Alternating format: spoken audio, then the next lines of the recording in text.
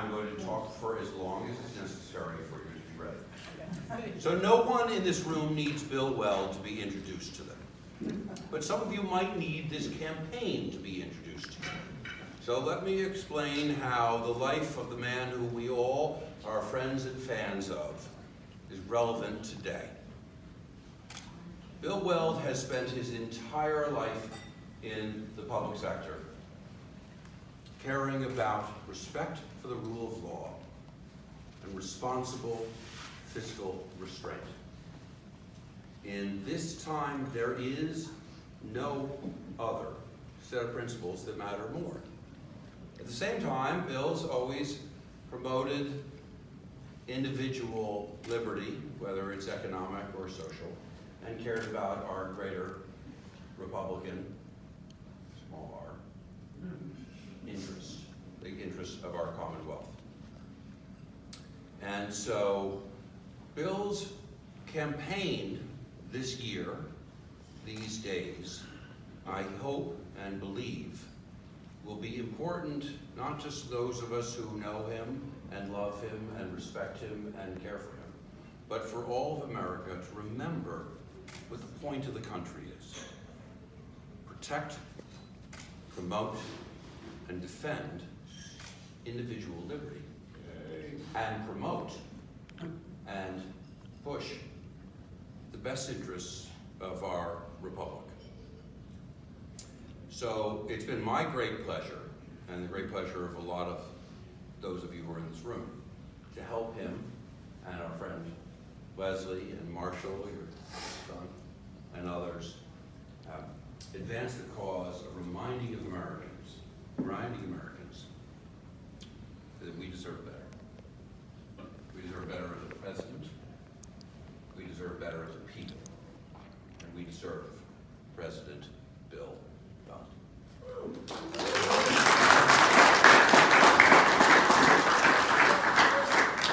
Thank you all for coming tonight. And I wasn't aware I was going to speak, but I like this one. Me either, buddy. So this is a great, you're present at the creation. This is the beginning, I think, of what something that's going to be incredibly exciting.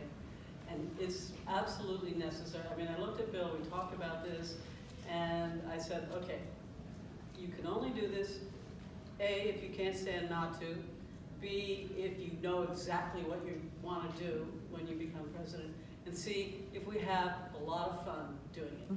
So we're going to have a lot of fun doing it, and as you know, one of Bill's great fears in life is ever being bored. So this will not be boring. This will be fun.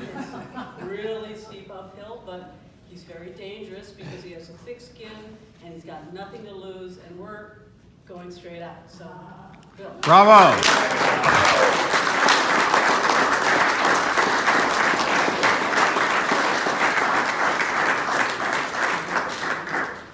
So thank you so much. My heartbeat and General Bellotti, I hadn't noticed you before. You figured largely in my background, my whole biography. I'm just so thrilled to see you and so many other friends from decades here tonight. This is kind of exciting for me, and I have no problem with the A, the B, or the C of what my dear heart Leslie said, and it is going to be a lot of fun. I'm even the person who years ago, in the context of a New York private equity fund, said, let's put the fun back in fundraising. A politician who thinks fundraising is fun has got to be loco, but I plead guilty to that because, as I often say, if you can't sell yourself, what can you sell? And there is something here I would like to sell, and that's the idea that we can do better, we deserve better, we are better than what we got going now in the United States. And as Leslie often says, there's kind of a low-grade anxiety that you detect if you're going around the country, as we are, talking to all kinds of people. Everybody is anxious. Nobody is really happy. Everyone kind of wants to turn off the TV and can't quite do it, and can't disengage from the after effects of the effort by, I will name him, the president. I'll call him Mr. T, because I actually don't like to I don't like to say his name, add to the nuclear waste dump that goes into the mass media every single day, so that you almost have no way to hide from it. But Mr. T and his partner, Mr. B, Stephen Bannon, set out with malice aforethought at the beginning of their brilliant campaign in 2016. It was nothing short of brilliant in terms of achieving their objective to stir up the pot, appeal to the worst in everybody, putting out images on their media of George Lincoln Rockwell. Nobody knew who George Lincoln Rockwell was except for the white supremacists. George Lincoln Rockwell was the founder of the American Nazi Party. And that was going beep, beep, beep. I mean, it was one of many dog whistles in the Trump campaign of 2016, which was actually one giant dog whistle, appealing to people with any sort of resentment, anger, preferably hatred, fear, malevolence, to try to get them agitated. And it's now gotten to the point where they're trying to get everybody agitated because they realize that that makes them more uncertain of their ground. And I do think, and I'm not one of those who shrinks from saying what I want to do. No, I want to cut spending in absolute dollars. When I was governor, I was ranked the most fiscally conservative governor in the United States. So I'm an economic conservative, which guess what? No one else in Washington is. I'm a person who showed over 2 terms that I instinctively reach across the aisle, which is not done really instinctively in Washington at all. And when I was interviewing people back in the U.S. Attorney's Office when I was a prosecutor, or when I was recruiting cabinet people or legal people to work in the governor's office, I never asked them, are you a Republican or a Democrat? Because I didn't need to know. And, you know, I'm sure the majority probably were Democrats coming in, just because of the state we're in, but they became Bill Weld people, and I learned from them, and that's the way to do it. Frank Bellotti knows that as well. He ran that kind of office as AG in stellar fashion for many terms.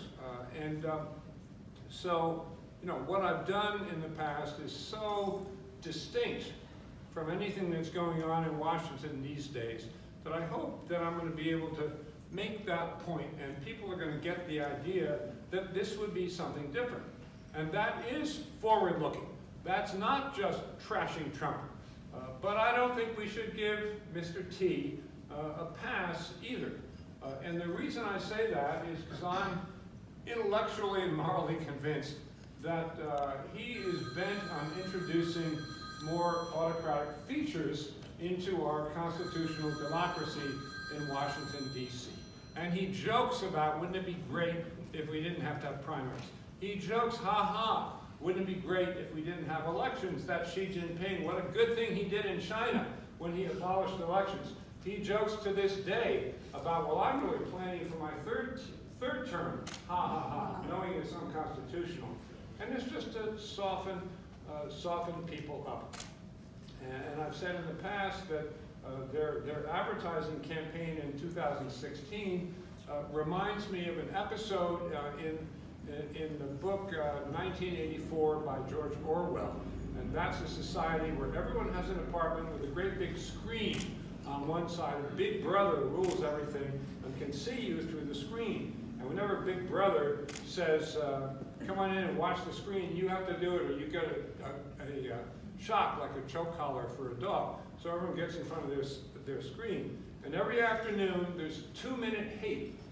Absolute hatred is beamed into the consciousness of these people watching the screen for 2 minutes every afternoon. And at the end of it, they are filled with hatred, and they don't know why.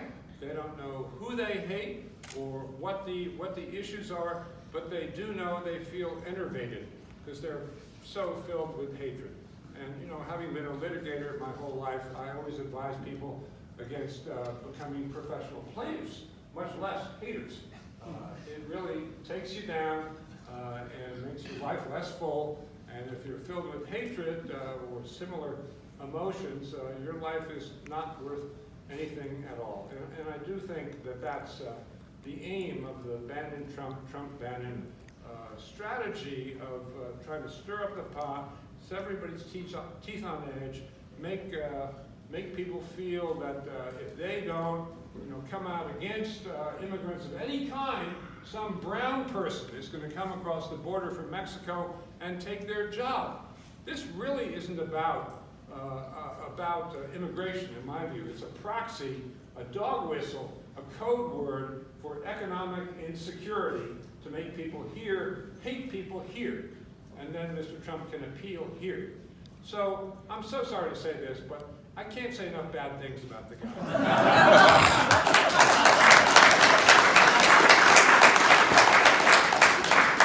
I mean, he's like the bad President Nixon. There was a good President Nixon also, but the bad President Nixon, you could always tell what he was thinking because he would project.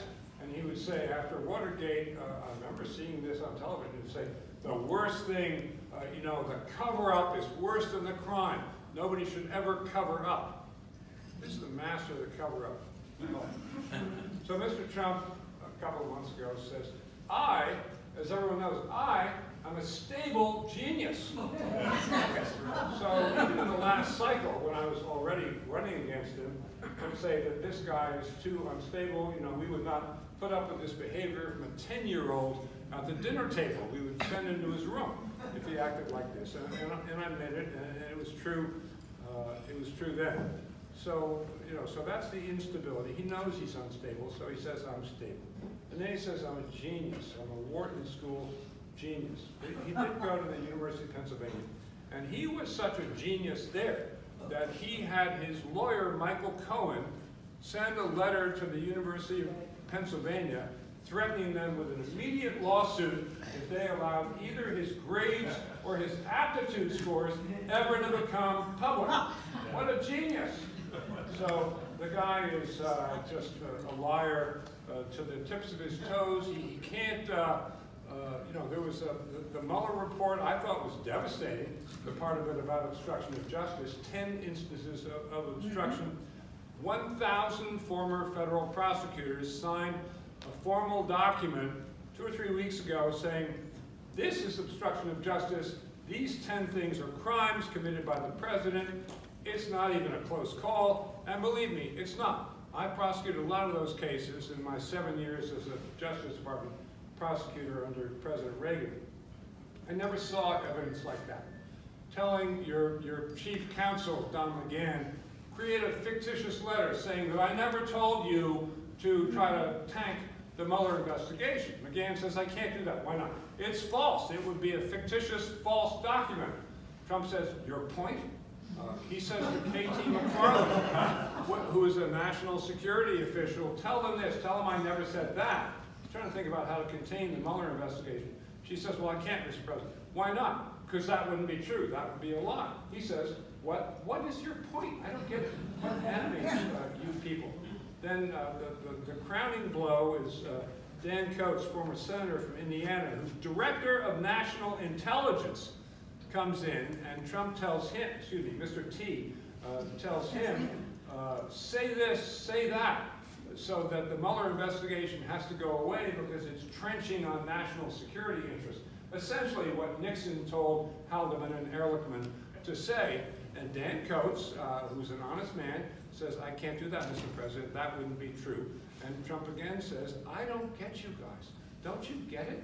I mean, this is a big picture. We're playing for all the marbles here. Meaning, cheat, lie, steal, it doesn't matter. You gotta watch out for my political skirts. That's the rule of law according to Donald J. Trump. So, I'm in this, Mr. Trump, Mr. T has a year and a half of my life and all my fortune and my sacred honor, and I'm going to keep plugging at this, and I couldn't feel more strongly about it, and I'm animated every day. It's like the good old days when I first started running for governor. Adrenaline gets you jumping into both pant legs at the same time in the morning because you can't wait to get to the office, and Leslie and I both feel that way about this. We know Mr. T a little bit from when we lived in New York in the decade of the aughts, and nothing we saw in person leads us to take back anything that I've just said. here. So it's a blend of what I want to do for the country, which in some ways is harking back to what I did in Massachusetts, although you don't want to talk about the past all the time, you do want to talk about the future. And it's also a blend of pointing out to people that somebody's got to bell the cat here. Somebody has to point out exactly what Mr. T is trying to do. And it's very clear. And everyone I talk to, including up in New Hampshire, in the street, I go into 3 diners, I shake 240 hands. Every single person says, yeah, we agree with you. Because I get to talk in, 16-second bursts. And they say, yeah, absolutely. Or they're sarcastic and they say, you really think so? Huh? I think out there in the real world, people are starting to get attuned to this fact. And I don't know whether it's going to be a single burst. Myself, I think it's going to be people slowly getting less thrilled with the histrionics out of Washington. And it's kind of like the sober second thought of the community settling in. We've got a long way from now until the end of election season in 2020. Other people say, what single thing is going to finally pierce the Trump aura? But one way or the other, I don't think he's going to make it all the way to November of 2020. And I'm going to set my heart and life toward that end, and I'm happy to take your questions.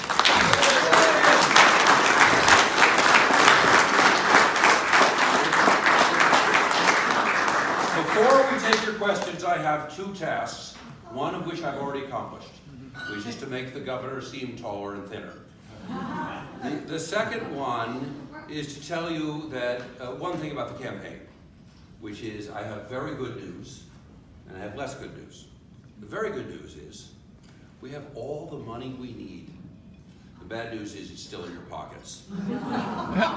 So, what Bill has to say is of value, as you all know, because you all know him far better and as long as I do. But please, support this effort, and now, fire your questions out. Thank you, RJ. Ms. Dennerlein. Governor, I thought you were terrific with Bill Maher because you matched humor with humor, but I thought what was interesting, seriously, was your conversation about independence and the role that they might play in New Hampshire and beyond. So could you speak a little to that So here's the point? strategy. People say to me, including some in the press, how are you ever going to persuade those Trump diehards, the people in the Republican state committees who are the Trump organization in each state, how are you going to persuade them to support you? The answer is I'm not, and I'm not going to try to.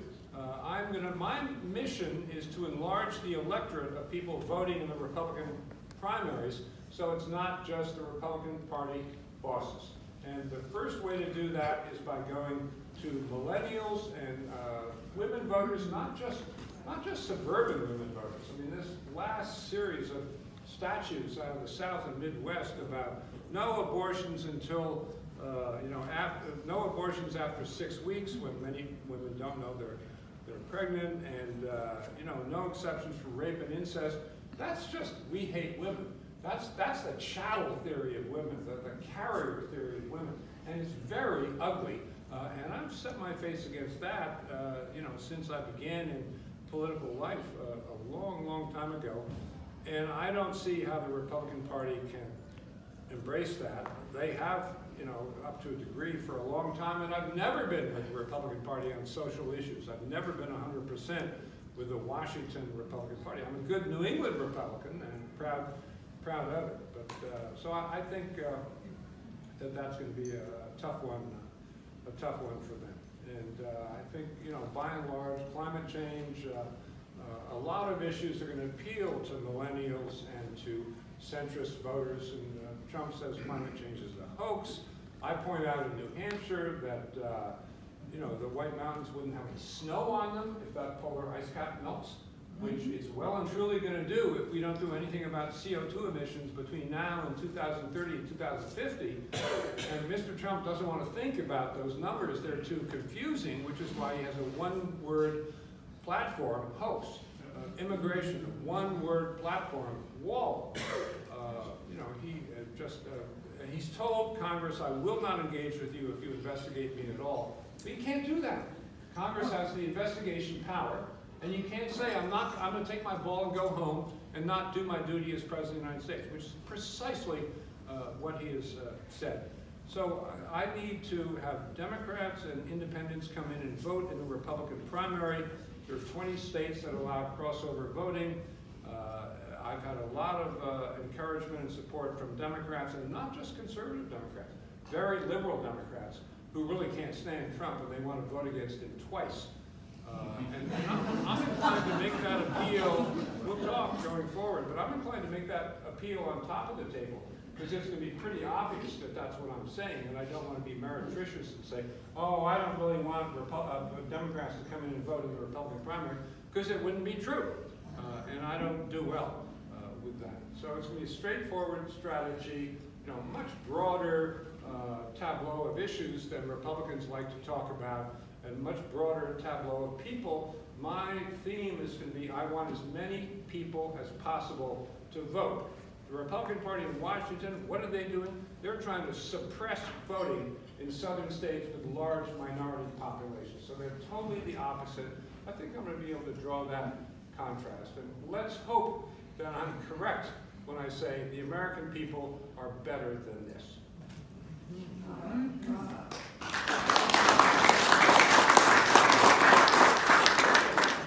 So, Mr. T is obviously an elitist. We see that today in his effort to change what is going to happen with the capital gains tax without addressing Congress, asking Congress to chime in on that question. I've studied fascism to an extent, and as far as I'm concerned, not only is he an elitist, but he is also conforming to many of the elements of what constitutes fascism. 100%. So I ask you, if you believe that he is a fascist, I would encourage you to start using that word. Well, I used that word throughout the 2016 cycle. The first thing I ever said about Mr. Trump was his immigration policy reminded me of Kristallnacht, which is the bricks through the windows of all the Jewish operations in Vienna and Berlin. That I think for you to, I remember your statements about Kristallnacht, and I really appreciate that. Yeah. But I think if you were to enumerate what constitutes fascism and educate the American public regarding that, and showing how what we have now, I know you've used the word authoritarianism, and I really appreciate that, but fascism is a ideology that we have struggled against, and we fought against, and we died for. And I just feel like that's a role that you might play, and I just wonder your reaction to that. No, I totally agree with that. I mean, my number one beef with Mr. T is that he makes absolutely no demands on himself as a person. Makes no demands on himself. So that's a description of a miserable excuse for a human being. And I don't know where his demons come from. I mean, his mind obviously is filled with hatred and fury and demons, and it had to come from buried deep back there. And he wants to see little people suffer. He makes out great when he goes bankrupt in Atlantic City. His one point he insists on is the vendors have to take only 5 or 10%. But back to the national and fascism point, he says, I'm a nationalist. He thinks that's a good word. Let's scale back a little bit. A nationalist is when it's most important for you, the people who are being recruited to the banner, to hate every other people, every other society. And a patriot is someone who loves their own country and their own people. And to Trump, hatred really is the most important thing. It's not love of anybody. It's dividing and having people hate other people. And it's way more cynical than his febrile, infantile mind probably even appreciates. But that doesn't mean it's not really bad. So I agree with you. Governor, thank you for running, first off. I'm glad someone from the Republican.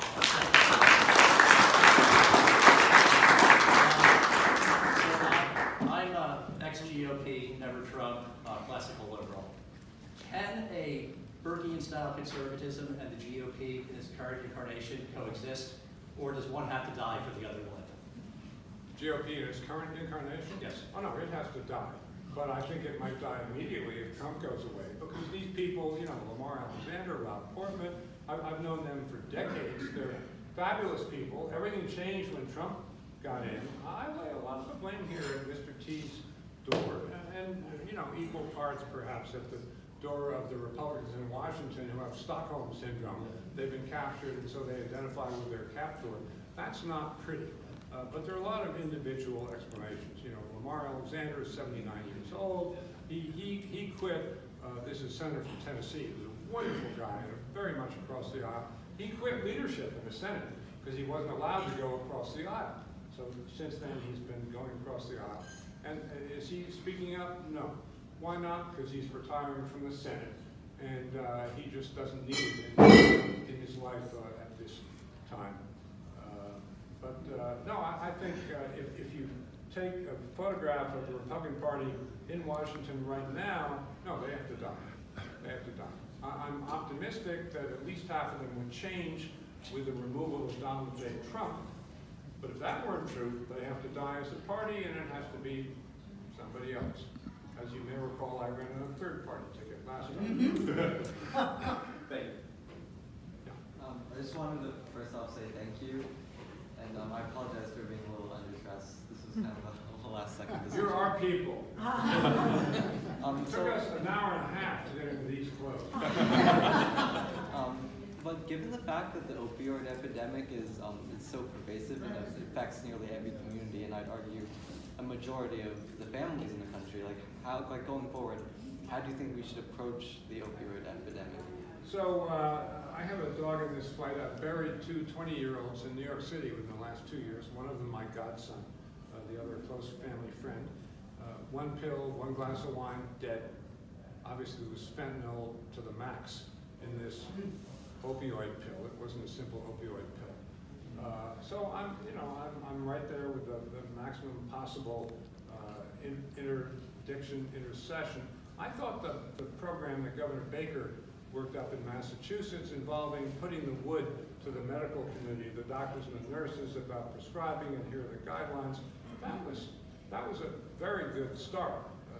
Maybe as good as I could have done at the time. But the problem is that prescription became so easy, and it was like the whole country was a bunch of Dr. Feelgoods from Manhattan in the old days. And now we know more. So I think slightly more intrusive mechanisms into the drug companies and the medical community is well warranted now. And normally I'm not for intrusive governmental interference, but this thing is just totally out of control, and there's no good societal interest on the other side. So I'd be for full speed ahead, Baker plus, Baker on steroids. That would be where I would go. Thank you. Yeah, Mark. If President Trump were to lose the primary, the Republican primary, you win, and paint us a picture of what that would look like against, given we saw the debate last night and now there's one tonight.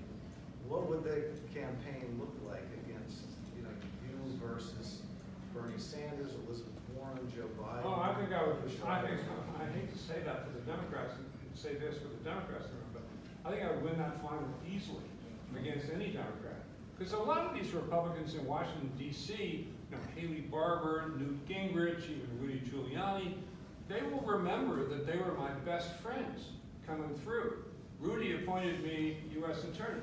Newt Gingrich had me down when he had just been elected Speaker to educate his members.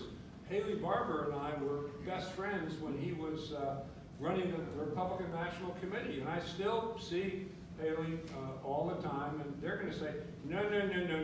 We don't have a wacko on our hands here. We have a real Republican who just happens to have defeated Donald J. Trump, but now we got to rally around him. So I think I'd have that side of the ledger compared to a Democrat who might likely emerge. And certainly if it's Warren, it might be. I'm not sure it's going to be Sanders or Biden, frankly. Let's say it's someone else. Give me anybody except Buttigieg, and I'm fine. I think I win the final. Pete, I don't know. We'll see tonight. Hard to figure. And I'm all for it. I'm all for it.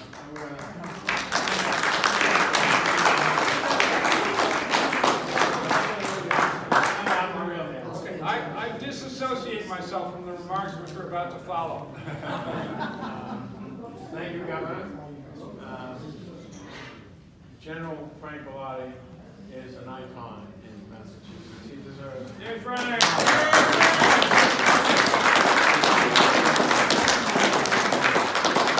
Frank actually hangs around the same restaurants I do every Monday, so yeah. I'm the treasurer of the campaign, so I'm the hammer. Okay? And I've been a hammer since day one in the Weld Solution administration. We know we got a great candidate. We know that Donald Trump is crazy, but what we need is money. In all honesty, we need two things. We need money and we need activism. We need people that can get off their seat, go to the streets, go to New Hampshire, do what we need to do to make a difference in America. And my sense is that we're at the crossroads. Mr. T, as Governor calls him, is an overpowering figure, and everyone thinks that there's no chance we can beat him. Now, I've been in this business for a long time, okay, and I've studied a lot of polls and we can beat him, okay? We can beat him. But it's only going to happen if everyone in this room and people beyond this room step to the plate and have some faith here. Okay, we're pushing a rock up a cliff, there's no question about it. But it's a cliff worth climbing. And I've been with Governor forever. I was his advisor in his first campaign. And I saw something in him that was very different than anybody else I ever worked for. I worked for Ed Markey, so that tells you the difference. But let me tell you something. He's in this for the fight, for the long term. He's not going to back down. We're going to poke the president enough times so that he engages with the governor. But when they do the financial reports about how much money is in the till, that matters. It matters. It's unfortunate that it matters, but it matters. So I would just make the plea to folks here that if you really have a problem with the president and you understand that Bill Weld would be a great president, I do, then we need either house parties, sign holders, anybody that wants to step to the plate and make a difference in this campaign is a difference for America. And that's all I have to say. He's my best friend. I love him. We're going to win this thing.